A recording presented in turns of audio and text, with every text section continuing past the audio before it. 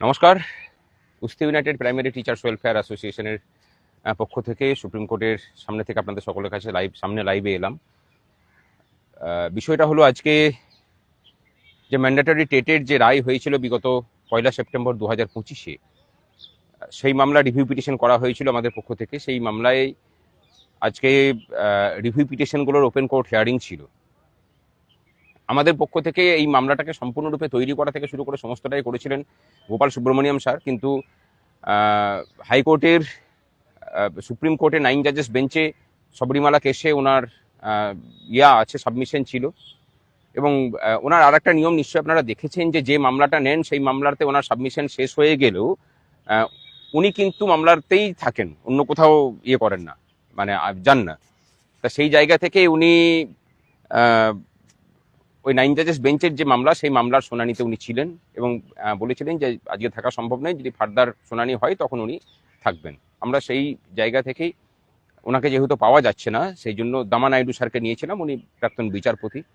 আজকে ওনার সাবমিশন হয়েছে, সমস্ত পক্ষ তাদের সাবমিশন রেখেছেন, রায় রিজার্ভ আছে।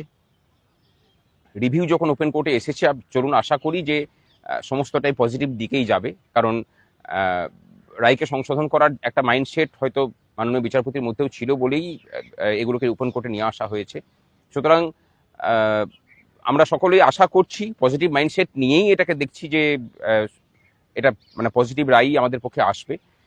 এবং বিভিন্ন পক্ষের আইনজীবীরা যেভাবে বিভিন্ন পয়েন্টগুলোকে তুলে ধরেছেন, তাতে বোঝা যাচ্ছে যে যথেষ্ট তৈরি হয়েই সকলে এসেছিলেন।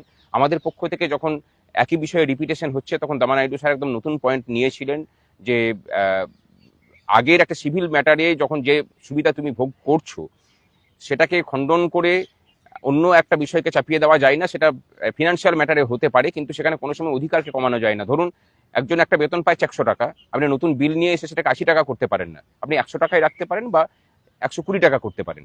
ঠিক সেরকমভাবে সিভিল ম্যাটারের ক্ষেত্রে এরকম রেট্রোস্পেক্টিভ এফেক্ট দেওয়া যায় না, সেই প্রসঙ্গটা তোলা হয়েছিল, একটা নতুন পয়েন্ট নেওয়া হয়েছে। সুতরাং চলুন দেখা যাক সমস্ত শুনানিকে নিয়ে তারপরে কি রায় আসে। রায় যা আসবে আমরা সম্পূর্ণরূপে তৈরি থাকছি, ঐক্যবদ্ধ থাকুন ভবিষ্যতের জন্য, এটুকুই বলার। আমাদের সাথে আমাদের আইনজীবী বিক্রম ব্যানার্জি আছে, সাথে বৈভব রায় সেও আছে।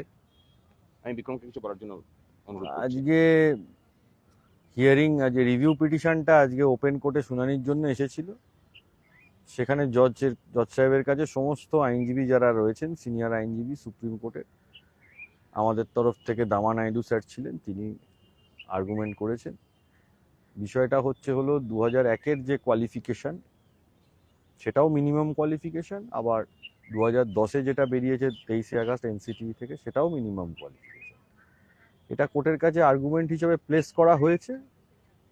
এবারে কোর্ট আজকে সবটা শুনানি করেছে, রায়ের জন্য আমাদের অপেক্ষা করতে হবে, তারপরে দেখা যাক কি হয়।